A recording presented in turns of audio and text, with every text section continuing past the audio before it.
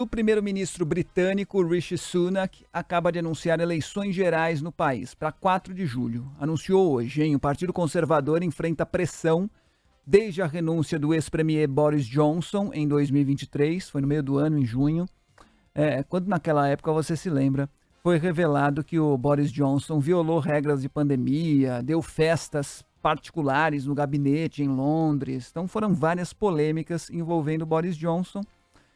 Ele foi substituído pela Liz Truss, só que ela ficou só 40 dias no cargo, renunciou por erros em medidas econômicas durante uma crise. E essa crise perdura no Reino Unido.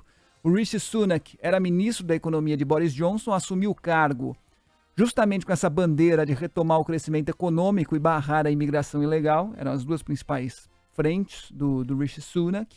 Há expectativa, segundo os jornais britânicos e analistas, de que na próxima eleição geral britânica o Partido Conservador possa deixar o poder. E esse é o ponto principal da nossa conversa agora, da nossa entrevista, para falar a respeito disso. A gente conversa aqui na Band News FM, mais uma vez, com o professor Leonardo Trevisan, professor de Relações Internacionais da SPM. Professor Trevisan, prazer tê-lo com a gente mais uma vez. Boa tarde. Boa tarde, Fábio. Boa tarde, Débora. Boa tarde a todos que nos escutam. Obrigado a vocês pelo convite. Professor Trevisan, a gente pode tratar primeiro como uma surpresa esse anúncio do Rishi Sunak, da convocação de novas eleições, embora, claro, como eu acabei de dizer, a gente saiba que o Reino Unido passe por uma crise econômica e também por uma crise política já há um bom tempo, desde as polêmicas do Boris Johnson. Essa é uma questão. E a outra, o Partido Conservador está no poder desde 2010, quando David Cameron assumiu, né? Antes a gente teve ali o Gordon Brown e o Tony Blair, trabalhistas, e depois, em 2010, os conservadores. Esse fio pode virar de novo? Mas não há dúvida nenhuma, né?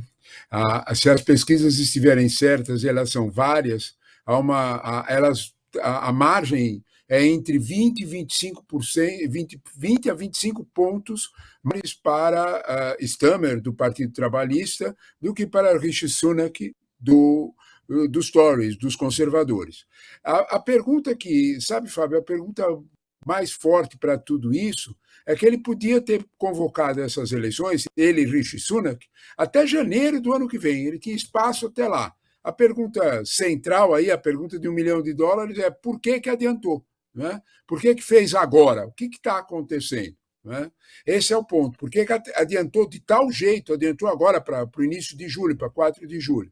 A resposta é um dado só que vai favorecê-lo muito.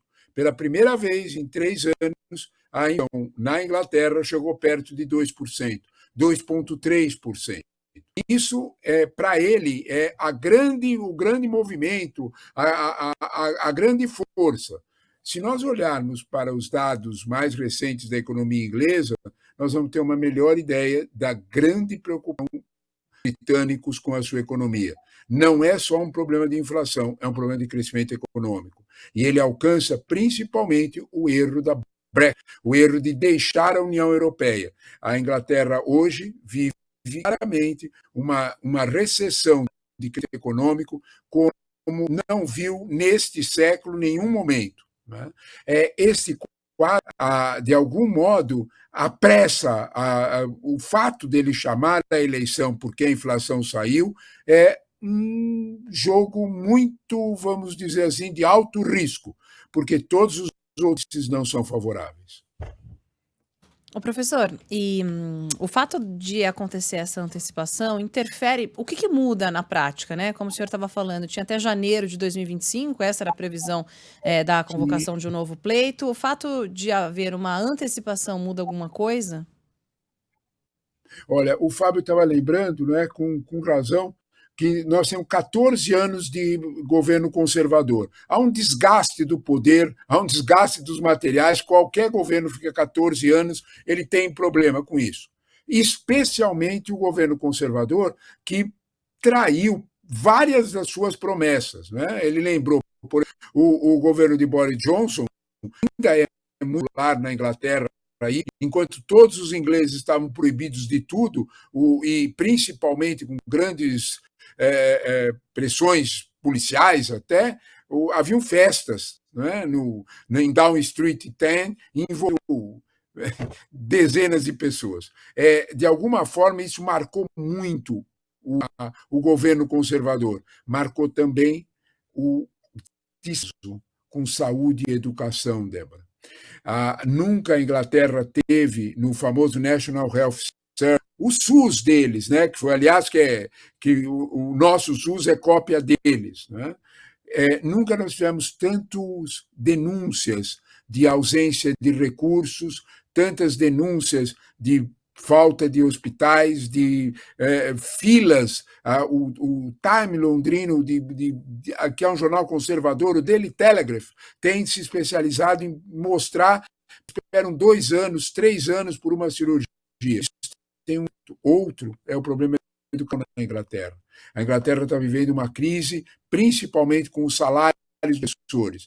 Esse quadro, vamos dizer dessa maneira, é a primeira assistência a uma reeleição de Sunak. Reeleição não foi eleito, ele herdou os votos de Boris Johnson.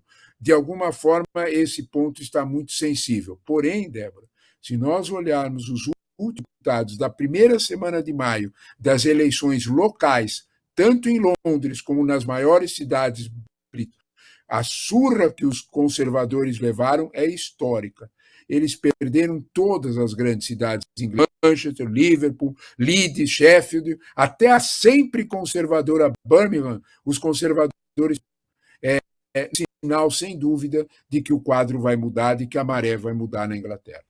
Professor Leonardo Trevisan, professor de Relações Internacionais da SPM. Uma última questão, professor Trevisan, por favor. O senhor falou rapidamente a respeito do Brexit e, ao que parece, a Inglaterra, se não em sua totalidade, o Reino Unido, se não em sua totalidade, em boa parte se arrependeu do Brexit. Pelo menos essa é a percepção. Com os trabalhistas voltando ao poder, há uma chance de uma reaproximação, uma aproximação maior com a União Europeia? Há essa distinção em relação aos conservadores? É possível, sim, Fábio, essa aproximação com os trabalhistas, dependendo muito dos resultados das eleições do Parlamento Europeu, agora de 6 de junho. Né? Agora, já nos próximos, nós teremos uma eleição decisiva no Parlamento Europeu. Dependendo desses resultados, essa aproximação será maior ou menor. O fato real, acho bom você ter esse assunto, é que os ingleses, de fato, estão regretting, bem arrependidos do que fizeram. Entre 50% e 100%, dependendo do jeito que você faz a pergunta, eles hoje votariam contra o Brexit. De algum modo, a decadência para a indústria britânica, especialmente a poderosa química britânica, responsável por praticamente metade de empregos diretos e indiretos industriais na Inglaterra, está sofrendo isso.